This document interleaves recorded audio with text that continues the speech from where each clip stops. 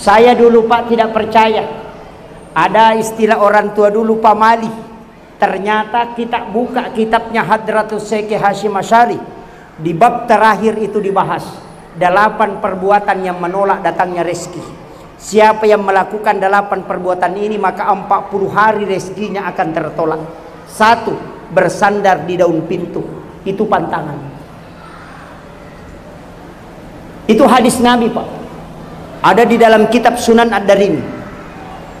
Itu Hadratus Syekh Hasyim Asy'ari, pendiri Nahdlatul Ulama, itu hafal Al-Kutubut Tis'ah. 9 kitab hadis dia kuasai.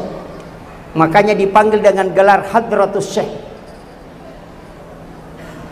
Menulis kitab dan di dalamnya itu dia jelaskan 8 perbuatan sesuai hadis Nabi. Siapa yang melakukan salah satunya, rezekinya tertolak 40 hari.